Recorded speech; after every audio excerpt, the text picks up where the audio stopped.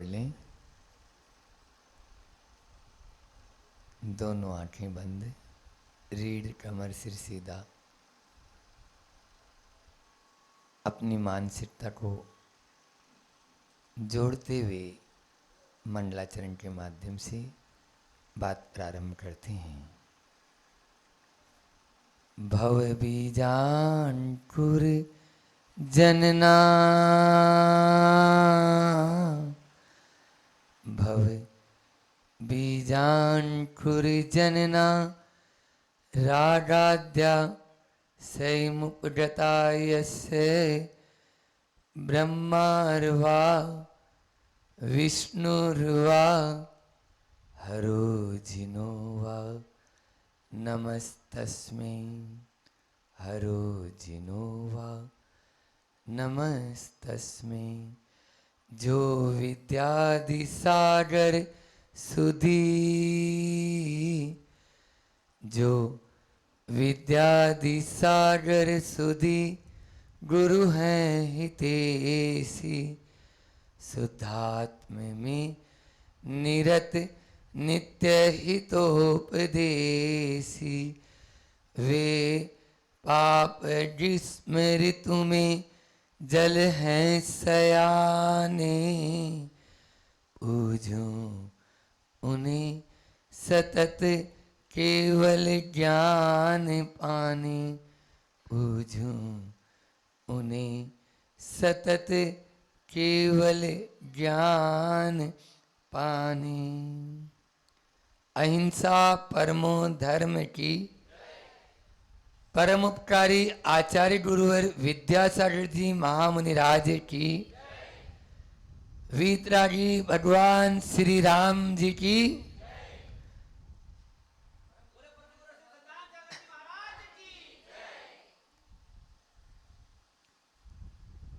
भारतीय संस्कृति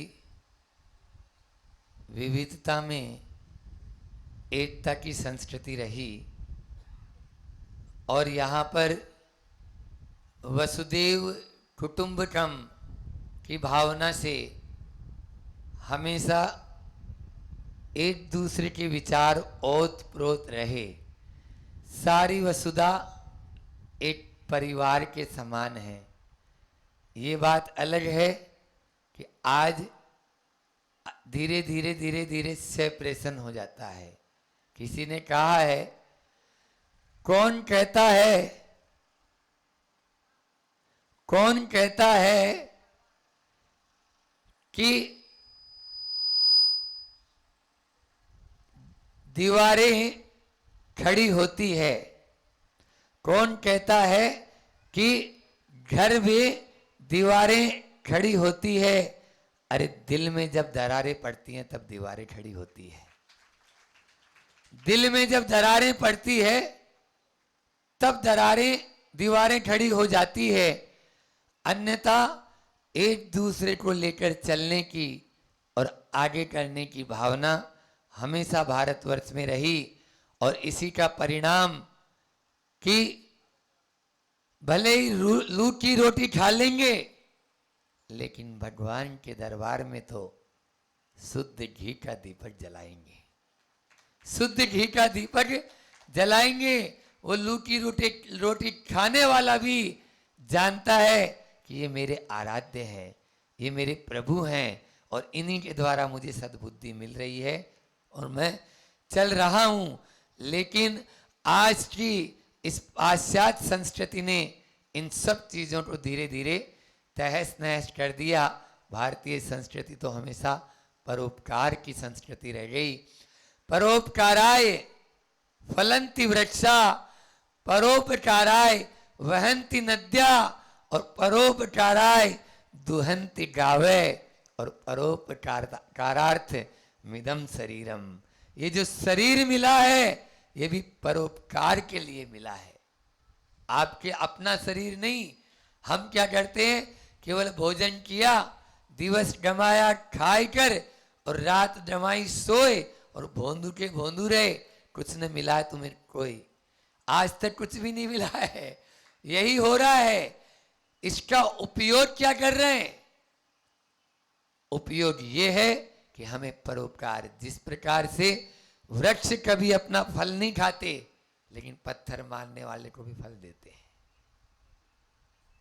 नदी अपना पानी स्वयं नहीं पीती लेकिन जो आ जाता है वही बस अंजलि बनाओ और प्यास बुझा लो। इसी प्रकार से आज इस गौशाला में आए हैं।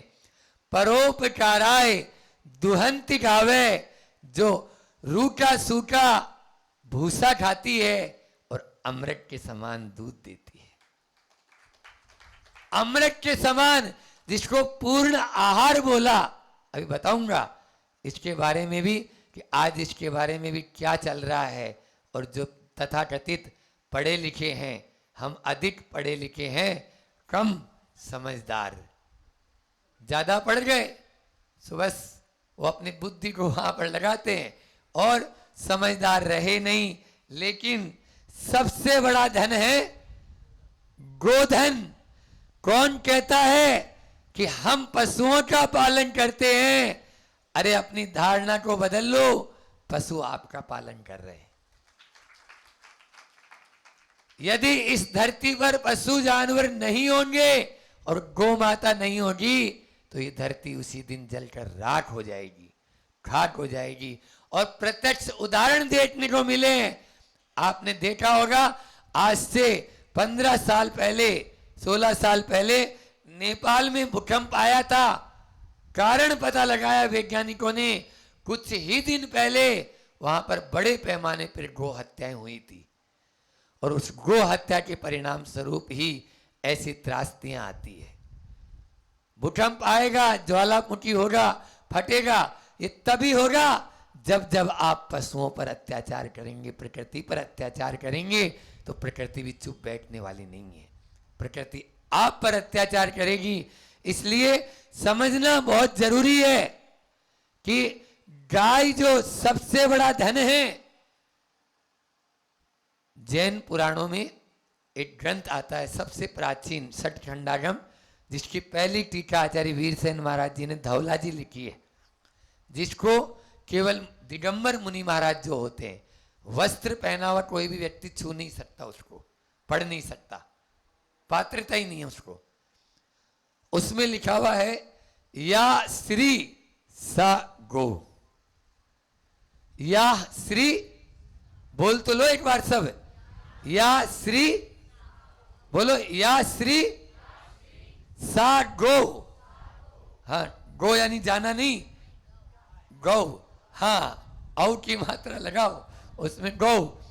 संसार में जो भी स्त्री यानी संपत्ति है, लक्ष्मी है, वो केवल मात्र सा गौ, वह केवल गाय है। संसार की सारी संपत्ति एक तरफ और गाय माता एक तरफ।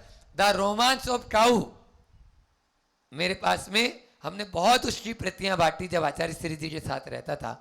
उस समय इंग्लिश में ये पुस्तक है पूरी, तो उसमें फ्रंट में ही चित्र बना है, तराजू के एक पलड़े में गाय है और दूसरे पलड़े में मुद्राएं, स्वर्ण मुद्राएं हैं। लेकिन स्वर्ण मुद्राओं का अंबार लगा दिया, लेकिन गाय 1 इंच ऊपर उठ नहीं पाई, उठ भी नहीं सकती।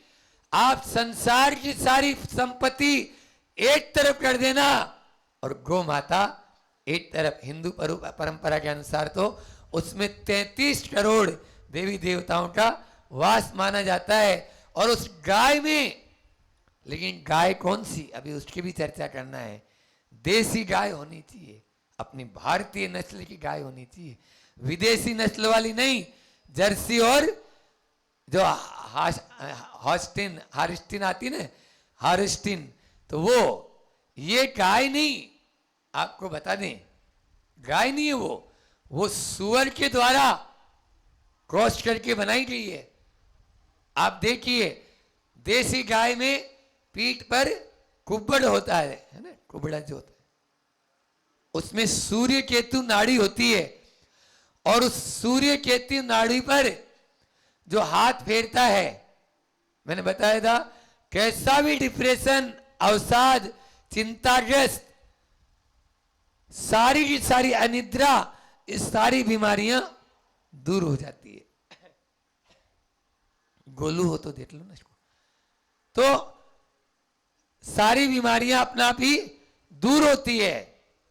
एक एक अंग यदि आप गाय के देखेंगे, उनमें हर बीमारी का इलाज है गौ माता के पास में। अरे और तो छोड़ो, गौ माता को देखने मात्र से सारी बीमारियां अपना आप ठीक होती है। देखने मात्र से, छूने की बात नहीं कर रहा हूं। इसलिए कैंसर जैसे 4th स्टेज वाले कैंसर भी यदि गौशाला में, और ये वैज्ञानिक मानते हैं, लेकिन सबसे बड़ी विडंबना यह है कि उनकी दुकानदारी खत्म होती है। डॉक्टरों की और इनकी सबकी दुकानें, अभी जो ये लंपी बात हो रही ना, हाँ, ये भी आप देखिए, कच्छ, सौराष्ट्र, जैसलमेर, वहां से ये एंटर हुई ये बीमारी। ध्यान देना, कच्छ, सौराष्ट्र और जैसलमेर, और तीनों बॉर्डर पे हैं। मैं ये नहीं बोल रहा हूं कि पाकिस्तान ने हमारे बीच में वायरस भेजा है, लेकिन ये तीनों बॉर्डर पे हैं, और वहीं से बीमारी का इजाद क्यों हुआ? चिंतन तो करो आप लोग, क्यों हुआ? क्योंकि वो जानते हैं ना कि इनकी सारी की सारी शक्ति इस गाय के अंदर है। अब वो गाय को समाप्त करने में लग गए। आदमी खुरापाती है, और उस खुरापाती के चक्कर में हर चीज, चाहे वो कोरोना वायरस हो और चाहे लंपी वायरस हो, नाम कुछ भी दे दो, लेकिन आपके अंदर में भाव क्या है, आप काम क्या कर रहे हो, ये तो देखें। और इसका परिणाम उन सबको मिलेगा, क्योंकि जिन्होंने पाप किया है उन्होंने भुगता है। और नहीं है विश्वास तो जो करके देख लो, अपना पता लग जाएगा। तो मैं कह रहा था कि गाय का दूध अमृत के समान है, पूर्ण आहार है। लेकिन वर्तमान में एक और आपको ध्यान आकर्षित करना चाहूंगा। आज गौशाला में अपन सब बैठे हैं कि एक कंसेप्ट है, बिगन कंसेप्ट, एक नया जो है अभी भूत सवार हुआ है कुछ लोगों पर। जो आपके बच्चे पढ़े लिखे विदेश में पढ़ने जाते हैं ना, तो ये वहां पर वो दूध को मांसाहार बता रहे हैं। क्या बोल रहे हैं? दूध मांसाहार है और अंडा शाकाहार है। उन मूर्खों से पूछो, बेवकूफों से, कि दूध कभी मांसाहार हो सकता है क्या? कौन यहां पर बैठा हुआ है, चाहे वो पशु हो चाहे कोई भी प्राणी हो, जिन्होंने अपनी मां का दूध नहीं पिया हो? बोलो, कोई भी हो, चाहे भगवान हो चाहे इंसान हो चाहे कोई भी हो, जो अपनी मां का दूध। अभी एक संस्मरण सुना रहा हूं, वहां पर जो है दुर्ग में, भिलाई दुर्ग, वहां पंच कल्याणक था, और पंच कल्याणक में एक व्यक्ति आया, और वो व्यक्ति बोलता है कि मुझे गुरुजी दर्शन करने हैं। हम गेट पे खड़े थे, हमने बोला यहीं से कर लो। बोले नहीं, पास में जाना है, और पास में भेज दिया।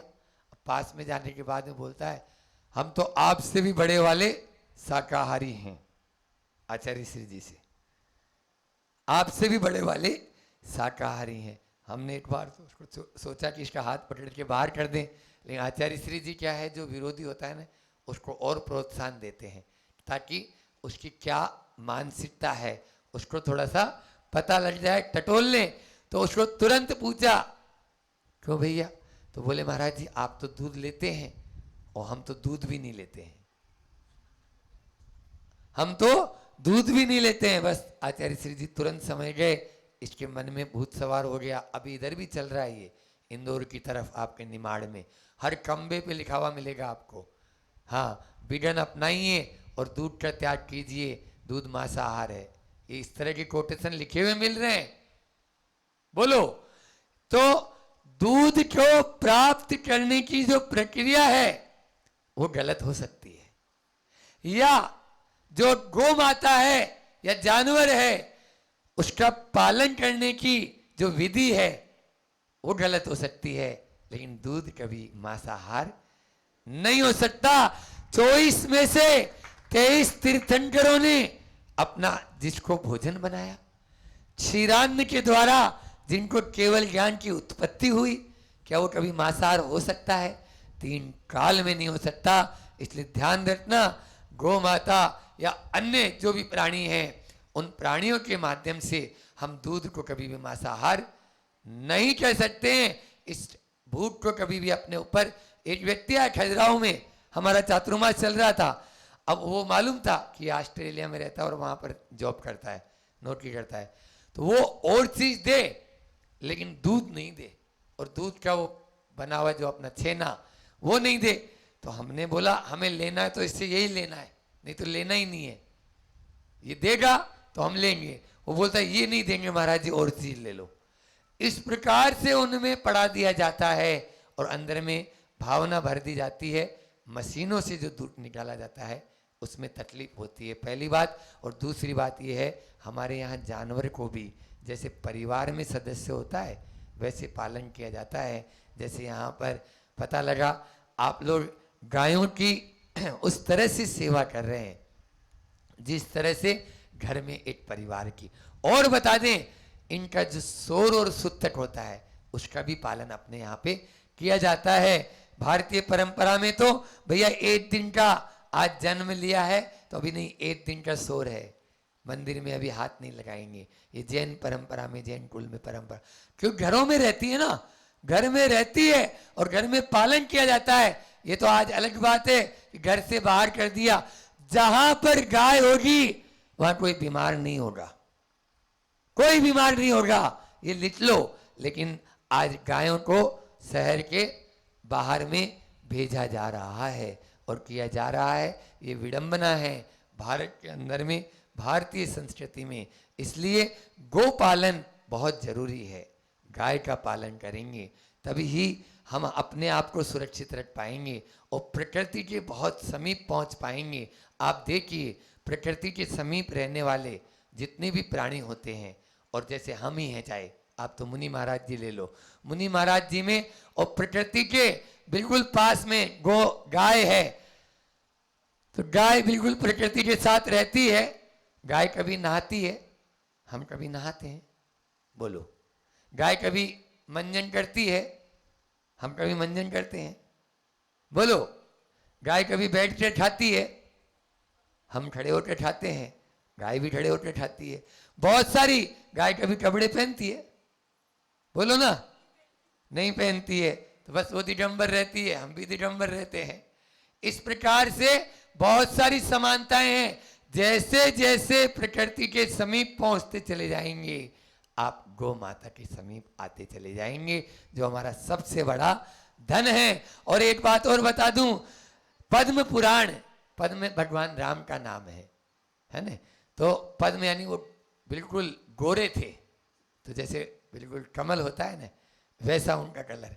तो उनका पद्म पुराण में आया, अरे महानुभावों, गाय के दूध की बात मत करो, गाय के तो मूत्र में भी सोना बरसता है, मूत्र में भी सोना बरसता है, तो तुम दूध की क्या बात करते हो। और ये बात पद्म पुराण में 2000 साल पहले लिखी, और अभी आपके सामने ये राजस्थान पत्रिका की 2016 की कटिंग है। गाय के दूध में है सोना, क्या लिखा हुआ है? दूध नहीं, गाय सोना भी देती है, बोलो। दूध में और मूत्र में सोने के अंश पाए गए हैं। इस प्रकार से गाय का हर चीज आप देख लीजिए, चाहे मूत्र हो, चाहे गोबर हो, चाहे दूध हो, चाहे दही हो, चाहे घी हो, सब के सब एक से बढ़कर एक औषधि है। आपने कभी शांति धारा गए आप लोग? बीना बारा में, सागर के पास में शांति धारा योजना, जहां गिर गाय लगभग 500 की संख्या में है, 500 की संख्या में गिर गाय है। और वो गिर गाय, वहां पर दूध और दही की नदी बहती है, समझ लो आप, मतलब हाथी के बराबर गाय हैं, हाथी के बराबर गाय हैं। ऐसी वह शांति धारा योजना जो आचार्य श्री जी के आशीर्वाद से चल रही है। पहले के जमाने में दूध नहीं बेचा जाता था, सुन रहे हो? क्यों? क्योंकि दूध को जमाकर दही बनाया जाता था और दही जमाकर घी निकाला जाता था, तो घी बेचा जाता था।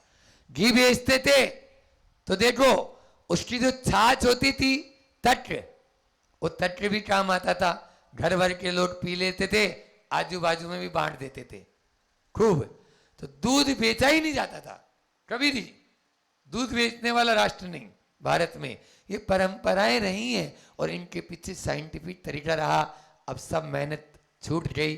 अब न जाने वो झेरने जो श्री कृष्ण माखन जो है खाने दौड़ते थे, और गोपियां और जो ग्वालाएं जो थी उनको चलाती थी और उसकी आवाज आती थी, वो सब छूट चुका। न जाने वो कहाँ खो चुका।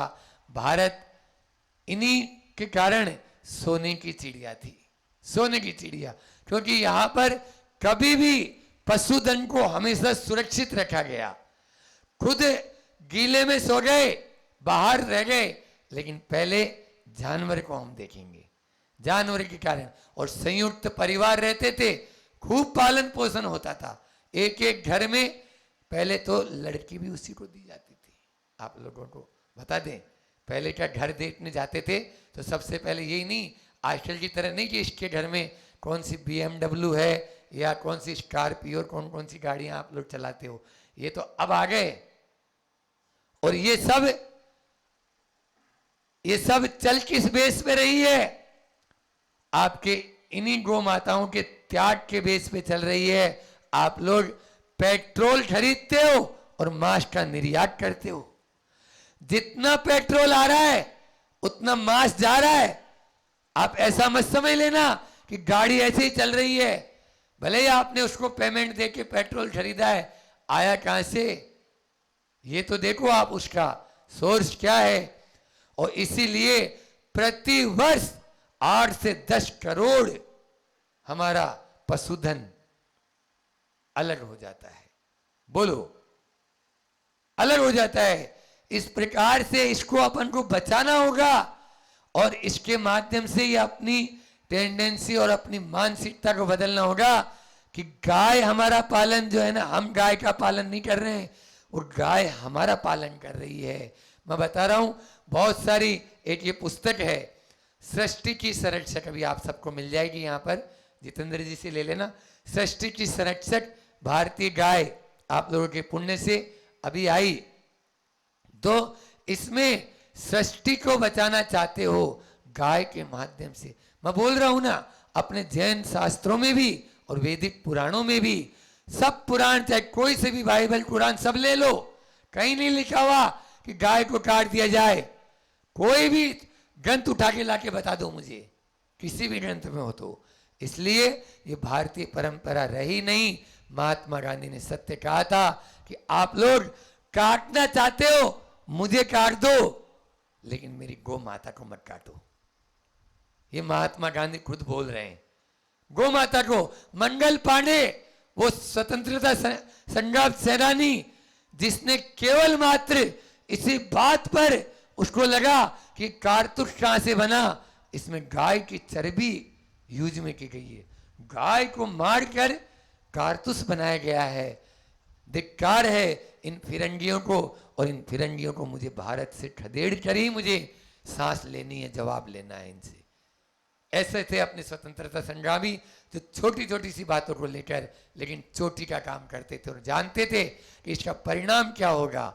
इसलिए शांति धारा जो मैं अभी नाम लिया, उस शांति धारा में तो अनेकों औषधियां बन रही है गौमूत्र के। आप देखिए पंचगव्य होता है, पंचगव्य। आप चाहें तो यहाँ इस गौशाला में भी इन सब की, तुलसीराम जी मैं आपसे भी चाहूंगा ये कि यहाँ पर एक ऐसी लेब या ऐसी, यानी जो है ना, हम 2-3-4 ब्रह्मचारियों को बोल देंगे, वो ब्रह्मचारी आके आपको बता देंगे और सिखा देंगे। उसके बाद में यहीं आपके आंख में नेत्र ज्योति ऐसी कि जिनको चश्मा भी लगता है वो चश्मा उतर जाएगा। हाँ, पूरे हर चीज का, डायबिटीज का इलाज है, कैंसर का इलाज है, हार्ट का इलाज है। आप क्यों जा रहे हो हॉस्पिटल में जो नरक का द्वार है? अरे आओ ना गौशाला में। मैं प्रैक्टिकल बता रहा हूं आपको। एक बहन को ब्रेस्ट कैंसर था और ब्रेस्ट कैंसर 2016 में हमारा चातुर्मास भोपाल में था। भोपाल की वो महिला थी, तो वो आई और बिल्कुल एबनॉर्मल, और जैसे उसको मालूम चला कि मुझे कैंसर हो गया, मैंने बोला तुम घबराओ नहीं। सबसे पहले तो आदमी डर के मारे मरता है। कैंसर कोई बहुत बड़ा हवा नहीं है जो हमारा कुछ बिगाड़ लेगा। जैसे अभी बोल के गई ना बहन कि लंपी बीमारी है, लेकिन उससे अपन जितने भी अपन को जो प्रिकॉशन है आप वो रखो, आप बचाव को देखें। समझ में आ रहा है? तो सबसे पहले तो भयभीत मत हो। और फिर मैंने उसको बोला यदि तुम्हें हमारे ऊपर विश्वास है, वो हमसे जुड़ी थी, तुम रोज गौशाला में जाओ और गाय के ऊपर हाथ फेरो, गाय को चारा खिलाओ, गाय का गोबर उठाओ, अपने हाथों से गोबर उठाओ। नाखूनों के इन पॉइंटों में गौमूत्र और गोबर का स्पर्श होना चाहिए। आप यकीन नहीं मानेंगे, उसको ऑपरेशन की जरूरत नहीं पड़ी। ऑपरेशन और कीमो की जरूरत ही नहीं पड़ी। और कीमो तो कुछ है ही नहीं। हमारे गुरुजी तो कीमो का मतलब बोलते हैं खून को पानी बना देना। खून को पानी बना देना, सारे बाल उड़ जाते हैं, पूरे शरीर में बाल का नामो निशान नहीं रहता। ये कीमोथेरेपी होती है। इसलिए इनके चक्कर में मत पड़ो। यहाँ बड़वानी वालों का तो सौभाग्य है, इतनी अच्छी और इतना बढ़िया प्राकृतिक वातावरण में यहाँ पर एक गौशाला है। इस गौशाला में आओ और अपनी सेवा दो। हाँ, अलग से कर्मचारी क्यों, आप ही लोग आओ और आप ही लोग सेवा करेंगे तो यहाँ आप स्वस्थ भी रहेंगे और मस्त भी रहेंगे और व्यस्त तो हो ही जाएंगे। इधर उधर की कोई बातें आपको करने को नहीं मिलेगी। इसलिए आप यहाँ पर इस गौशाला के बहुत सारी चीजें आप कोटा में एक मुकेश जी गोयल हैं जो 850, तुलसीराम जी को मैंने बताया था शायद, 850 प्रोडक्ट बनाते हैं गोबर से। कितने? 850 प्रोडक्ट। बोलो, आप गोधन की बात कर रहे हो इसलिए बोल रहा हूं ना।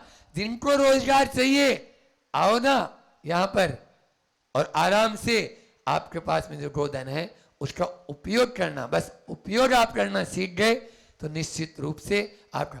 और ये गुण भैंस में नहीं है।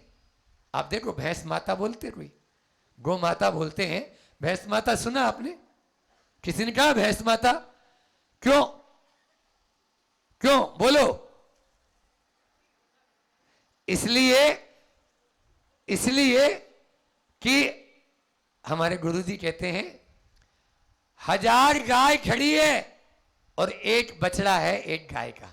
ठीक है, एक गाय का बछड़ा है, उसको छोड़ दो, वो सीधे अपनी मां के थन पे लगेगा। गारंटी से लिख लो, ये जो उसकी मां है उसके पास जाएगा और उसके थन पे लगेगा।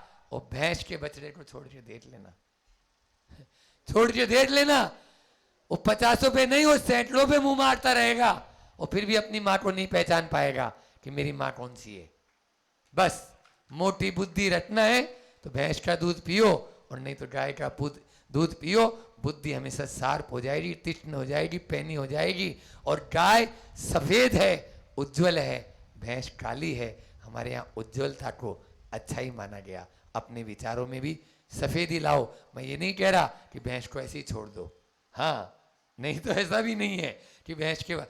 लेकिन फिर भी 2 तरह के दूध होते हैं, एक होता है A1 और एक A2। ठीक है ना? तो A2 दूध होता है वो पीने के योग्य होता है, और A1 दूध जो होता है वो सही नहीं माना गया।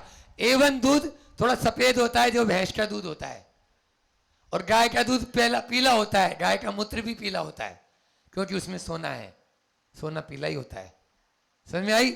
तो आप लोग A1 दूध उपयोग में, गुजरात सरकार ने बैन लगा दिया जर्सी गाय पर। सुना है कि नहीं सुना है? वो भी शायद कटिंग इसमें होगी, पेपर की कटिंग में। तो गुजरात सरकार ने इस पे बैन लगाया कि आप जो है जर्सी गाय का दूध कैंसर का प्रबल कारण है। प्रबल कारण है। लेकिन क्या करें, तथाकथित पैसे के, सुबह मैंने प्रवचन में कहा था बड़वानी मंदिर में, जैसे तैसे कैसे भी हो, बस हमें तो पैसे मिल जाएं। आपको बताएं, भारत में 14 करोड़ लीटर दूध प्रतिदिन होता है और खपत कितनी है? 64 करोड़ दूध की खपत है। 64 करोड़ लीटर दूध, 14 करोड़ लीटर दूध प्रतिदिन हमें जानवरों से मिलता है और खपत है 64 करोड़ लीटर दूध। अब 50 करोड़ लीटर दूध कहां से आया? बोलो तो, जवाब दो। डिटर्जेंट पाउडर वालों, डिटर्जेंट पाउडर और शैम्पू के दूध पी रहे हैं, डब्बा का दूध पी रहे हैं। उस डब्बे के दूध में क्या मिला है ये पता ही नहीं है। कुछ भी, बस बिकना चाहिए। दूध जैसा है और बना बना के बिक रहा है और धड़ल्ले से चल रहा है, और आप पार्टियों में रसगुल्ले खा खा के आ रहे हैं उनके। अच्छे, कहां से आया बोलो बोलो? वो दूध था ही नहीं। ये विज्ञान बोल रही, मैं नहीं। आप मेरी बात पे विश्वास मत करना, क्योंकि आप लोगों को संतों की बात पे विश्वास नहीं होता है। आप लोग तो ज्यादा पढ़े लिखे हो ना, तो पढ़े लिखे हो तो विज्ञान की बात पे विश्वास कर लेना। ये आंकड़े मेरे नहीं, ये भारत सरकार बोल रही है। इसलिए लिखना पड़ा कि भारत की 50% से भी ज्यादा आबादी डिटर्जेंट पाउडर और ये शैम्पू और इनका यूरिया का दूध पी रही है। इसलिए गोधन को बचाओ, तभी हम आगे। वह प्राण है, प्राणी नहीं। हाँ, जानवर नहीं, वो जान है। गाय जो है प्राणी नहीं, प्राण है, और जानवर नहीं, जान है। समझ में आया? इसलिए इनको बचाना बहुत आवश्यक है, अन्यथा आने वाले समय में आपको स्वयं को पता नहीं रहेगा कि हम किस दिशा में जा रहे हैं। इसलिए अभी अपन को समझना और सुधरना अनिवार्य होगा। तो मैं कह रहा था कि गाय की बुद्धि, जो बछड़ा होता है, बहुत शार्प होती है उसकी, ठीक है ना। और दूसरी बात होती है, गाय में संवेदना बहुत ज्यादा होती है। आप देखिए, संवेदना, गाय के पास में आप कभी भी जाओगे तो आपको, मतलब उसके माध्यम से आपकी भी और उसकी भी, हमारे यहाँ जैन आगम में सम्यक दर्शन के 8 अंग बताए, उनमें एक वात्सल्य अंग होता है। वात्सल्य का मतलब होता है प्रीति, आपस में एक दूसरे के प्रति प्रेम, आपस में एक दूसरे के प्रति करुणा, सद्भावना, संवेदनशीलता। ये सब गोवत्स संप्रीत, गोवत्स संप्रीत। आचार्य श्री जी ने एक हाइकू लिखा है। आचार्य श्री बोलते हैं, निजी पराए, हाइकू का मतलब भी समझा देता हूं क्योंकि नए लोग बैठे। हाइकू एक जापानी छंद जरूर है, लेकिन 17 अक्षर हैं, मात्राएं गिनने की जरूरत नहीं। 17 अक्षर में बहुत सारी बातें, पूरा शास्त्र भर दिया, ये समझ लो। तो निजी पराए 5 अक्षर, निजी पराए वत्सों को दुग्ध पान, ये 7 अक्षर, वत्सों को दुग्ध पान कराती गो मां, ये 5 अक्षर। समझ में आया है? नहीं आया? नहीं आया, क्योंकि आप लोगों को धीरे धीरे आएगा। मैं समझा रहा हूं। निजी यानी अपना स्वयं का, पराया यानी दूसरे का। तो अपना स्वयं का या बछड़ा हो चाहे दूसरे का बछड़ा हो, उनको वह दूध पिलाती है। कौन? गो मां।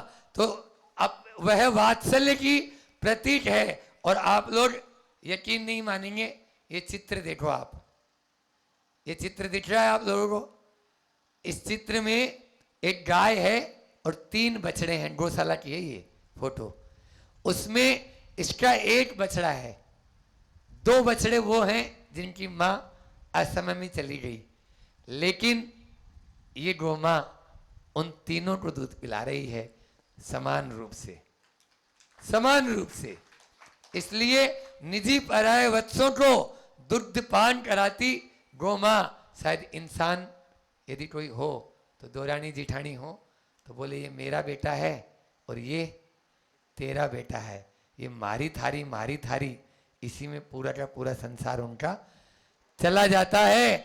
और तो छोड़ो, दूध तो बहुत दूर की बात है दूध पिलाने की, तो यहां तक कि अगर थाली भी परोसेगी तो इधर कौन सी जाना और इधर कौन सी जाना है, ये अंदर में चलता रहता है कि अब रहने दो, दोनों साथ बैठे हैं तो ये चीज बाद में दे देंगे, अभी रख लो। ये स्थिति आज के संसारी प्राणी की हो रही है। लेकिन गाय से ये तो शिक्षा ले लो कि कोई भेदभाव नहीं करती है, सबको समान रूप से देती है और अपने लिए कुछ भी नहीं देती है। उसका नाम है गाय। इसलिए गाय को सामान्य पशु मानने की भूल मत कर देना, अन्यथा आप अपने साथ में एक तरह से अन्याय कर बैठेंगे।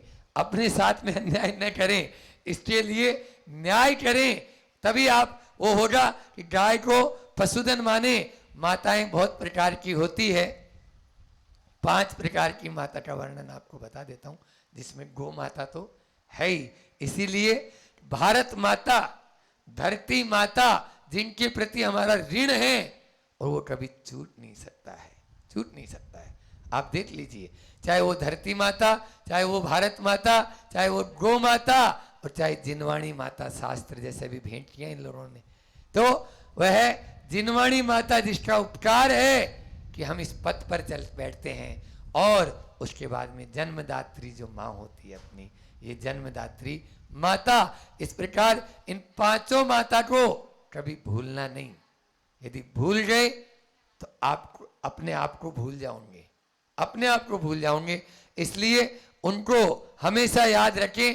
गाय के माध्यम से, जो मैं अभी बता रहा था, भोपाल में एक और चीज हमने शुरुआत कराई आचार्य श्री जी के आशीर्वाद से, कि आने वाले समय में पेट्रोल की बहुत बड़ी समस्या होने वाली है, और यह समस्या पूरे विश्व की समस्या है, क्योंकि गाड़ियां, वाहन अंधाधुंध बढ़ते हुए चले जा रहे हैं। तो गाय जो है वो जो गोबर देती है, उस गोबर के माध्यम से भी गैस बनती है, समझ में आया?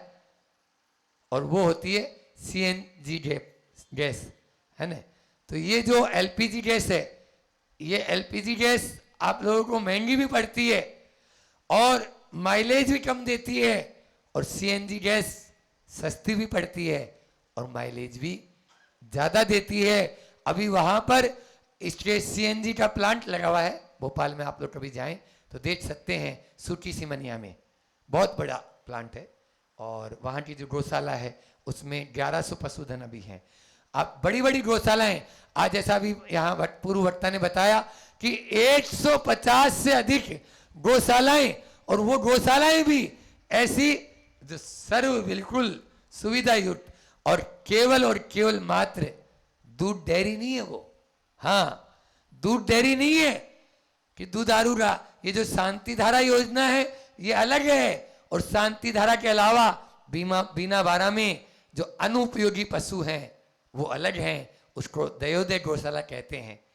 दयोदय, ये सारी गौशालाएं दयोदय गौशाला के नाम से है, क्योंकि आचार्य श्री जी ने जिस समय जब ये गौशालाओं की स्थापना की, तो चाहे वो जबलपुर तिलवारा घाट हो, चाहे वो ललितपुर हो, चाहे वो अनेकों जगह, ललितपुर में 3500 गोवंश आज की तारीख में है, और बिना दुधारू नहीं है। टीकमगढ़ में 2500 गोवंश है। इस प्रकार से सागर में आप चले जाओ, वहां पर भी तो बहुत सारी गौशालाएं, 150 से अधिक एक महासंघ बना हुआ है, दयोदय महासंघ, और सरकार से इसमें बहुत कम कोई लेता हो तो अलग बात, अन्यथा जो है पूरा का पूरा समाज के आप लोग ही जो वरिष्ठ वर्ग होते हैं वही अपना वहाँ पर दान देते हैं, और उनके माध्यम से उन गौ माताओं का बहुत अच्छे से वहाँ चल रहा है। इस प्रकार से इन जो है गोवंश में, तो मैं बोल रहा था CNG जो प्लांट है, उस प्लांट के माध्यम से गैस को जो है बनाएं, और वो गैस आने वाले समय में आपके लिए हर चीज में उपयोगी आता है। एक बात और बताएं, ये वाली जो गैस होती है, इस गैस के माध्यम से ये भी गैस बनती है, समझ में आया? इस गैस की रोटी खाने वाले जो एलपीजी गैस आती है, उस एलपीजी गैस खाने रोटी जो उस पर पकाएगा और खाएगा वो बीमार पड़ रहा और पड़ेगा। लेकिन सीएनजी गैस में ऐसा नहीं है। और दूसरी, सीएनजी गैस में आप वो जैसे ये ब्लास्ट हो जाता है या ज्वलनशील होती है, ऐसा वो कुछ भी नहीं उसके अंदर में। बहुत सारी उसमें बातें हैं, इसलिए उस गैस के माध्यम से भी हम अपने आप को आगे बढ़ाकर, और गौ माता का, तो गौ माता के माध्यम से मैंने जो आज बताया है, चाहे गोबर हो, चाहे मूत्र हो, चाहे दूध हो, दही हो, घी हो, इन सब के माध्यम से हम उस गौ माता को कटने से बचाएं। बस आप लोगों से अनुरोध यही है कि आज इस प्रवचन का यहाँ रखने का भी, कि जो गोवंश आपका बाहर में इधर उधर इर्द गिर्द घूम रहा है, आप उसको यहाँ लेकर आए। बस आवारा जो पशु है, मान लीजिए लावारिस है, कोई माई बाप नहीं है, उनको यहाँ लाएं और उनका भरण पोषण अच्छे से करें। स्थान भी यहाँ पर काफ़ी है और शेड यहाँ पर बन सकते हैं, ताकि यहाँ पर भी आने वाले समय में हजारों पशुओं का यहाँ पर पालन हो, और ऐसा पालन हो जिसके माध्यम से लोग भी दांतों तले उंगली दबाएं कि चलो बड़वानी गौशाला चलो, और वहाँ देख के आते हैं। अभी यहाँ विकास की बहुत सारी योजनाएं, जैसे अध्यक्ष जी बता रहे थे, और भी योजनाएं यहाँ पर आपको लाना चाहिए और उनको क्रियान्वित भी करके, चाहे वो अर्थ की समस्या है, तो अर्थ कोई बहुत बड़ा नहीं। मैं तो यहाँ बैठे हुए सभी लोगों से कहना चाहूँगा कि जो भी मतलब महानुभाव हैं, वे सप्ताह में कम से कम एक दिन नियम ले लें कि सप्ताह में एक दिन तो यहाँ पर आए। बड़वानी जो ज़्यादा दूर तो है नहीं, 2-2.5-3 किलोमीटर है, तो यहाँ आए और आकर देखें कि यहाँ की कैसी व्यवस्थाएं हैं। गायों को देखें, वो स्वस्थ भी रहेंगे और आगे भी बढ़ेंगे। समय अपना पूरा हो रहा है, इतना ही रखें। गाय को कामधेनु कहा है। क्या कहा है? कामधेनु। कामधेनु का मतलब ही होता है कि धेनु का मतलब गाय और काम का मतलब होता है आप अपने विचार, जो भी आप चाहोगे वो आपको मिलेगा। Everything is possible, believe it, और एवरीथिंग इज गिविंग। आप केवल मात्र उसके सामने भावना भाव। गाय को सामने रख के आपको पुराणों का एक और उदाहरण बता दूं कि जब इंद्रप्रस्थ, महाभारत का ही प्रसंग है, इंद्रप्रस्थ की रचना हो रही थी, है ना, पांडवों के द्वारा, तो उस समय 2 लाख गोवंश हस्तिनापुर से इंद्रप्रस्थ की ओर जा रहा था। क्यों पता है? वहां पर आया कि कोई भी भूमि पर किसी नगर की रचना की जाती है, तो यहाँ वहाँ की जो भूमि है उसको ऊर्जावान बनाने के लिए वहाँ पर गायों को छोड़ दो, और गायों का जो गोमूत्र होगा, है ना, और जो उनका धारोष्ण, धारोष्ण का मतलब दूध की धार, उसी में, बाल्टी वाल्टी में नहीं, जमीन में ही।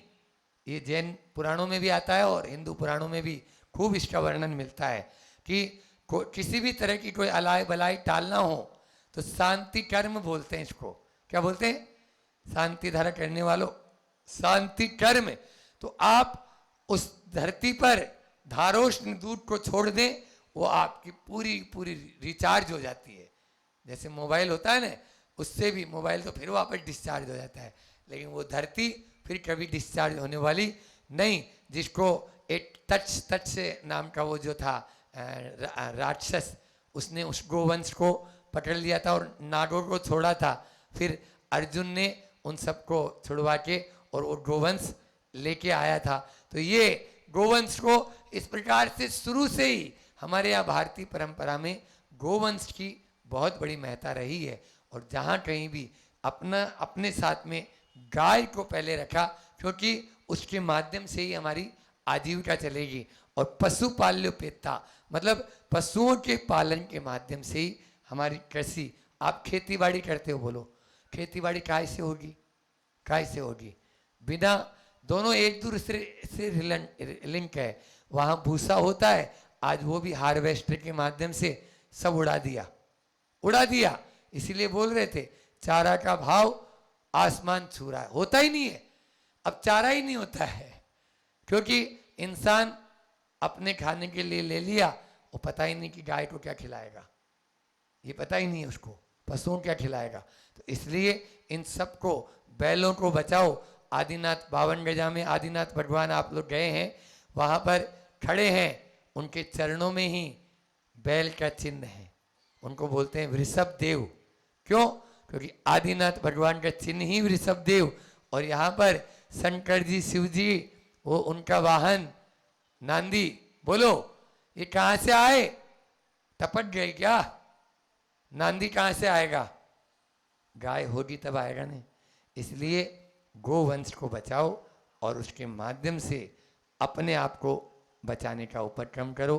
यदि नहीं चेतेंगे तो आपके ऊपर बहुत सारी चीज़ें बोलने को तो रहती है, लेकिन समय अपनी सीमा के अनुसार बढ़ता चला जा रहा है। इसलिए मेरा यही कहना है कि आप सबसे बड़ा धन गोधन है, इससे बड़ा धन कोई नहीं। चाहे संसार के जितने भी धन हैं वो धन नश्वर हैं और ये धन शाश्वत है। इस शाश्वत धन की ओर अपना ध्यान आकृष्ट करें, जिसके माध्यम से इस भव का नहीं पर भव का भी कल्याण संभव है। और जब इस भव उधार में भी आपको मिल रहा है और नगद में तो साथ साथ मिल ही रहा है। मैंने बहुत सारी चीज़ें बता दी आप लोगों को, तो नगद और उधार दोनों रूप में आपके सामने धंधा हो चुका है। बस आपके ऊपर निर्भर है कि आप अब किस प्रकार से अपनी चेतना को जागृत करके और गौ माता के लिए और अधिक अभी समर्पित हैं, तभी तो यहाँ बैठे हैं, लेकिन और अधिक अपनी भावना को दृढ़ बनाकर उनके प्रति समर्पित रहें। के लिए घबराने की आवश्यकता नहीं, लेकिन यहाँ पर प्रतिदिन अपने हल्दी, गुड़ और एक चीज़ और बताई उन्होंने, हाँ दालचीनी जो उसमें बताई थी, वो मिलाकर तो इसका लड्डू बनाए। वैसे भी इंसान के लिए भी आपको बता दूं, बहुत सारी बीमारियां आपकी मसालदानी में ठीक हो सकती है। मसालदानी है ना, मसालदानी क्या बोलते, मसालादानी क्या बोलते हो? वही बोलते हो ना, रसोई घर में जो जिसमें जीरा, हींग और वो रखते हो, धनिया, हल्दी, हाँ, तो इसमें सारी बीमारियों को ठीक करने की कैपेसिटी है। तो इसलिए एक ये बताया था और एक महाराज जी ने और बताया था कि हल्दी, अजवाइन और पीपरमेंट, हल्दी, अजवाइन और पीपरमेंट, इनको जो है कंडे पर इनका धुआं, जैसे कंडा होता है ना, तो उस कंडे के ऊपर उसकी धुआं, पीपरमेंट, हल्दी और अजवाइन, इसकी धुआं आप पूरे यहाँ पर करवाएं। अभी ये बात का ध्यान रखना है। और नीम का छिड़काव वो करें, और इसके साथ में फिटकरी का जो पानी होता है वो भी बहुत अच्छा घावों के ऊपर, जैसा भी कैसा भी घाव हो तो वो घाव भरने में काम करता है। इसलिए इन 2-3-4 बातों का जो शुद्ध है, और इधर उधर की बातों में ध्यान नहीं दो। हाँ, ये हमेशा के लिए, आप इंसान के लिए भी और गाय के लिए भी, दोनों के लिए काम करेगी। क्योंकि शरीर में जब प्रतिरोधक क्षमता बढ़ जाती है तो अपना आप ही लड़ने की कैपेसिटी आ जाती है। पतला देखकर ऐसा नहीं समझ लेना कि कुछ भी है। बोली अहिंसा परमो धर्म की, आचार्य गुरुवर विद्यासागर जी महामुनि राज की।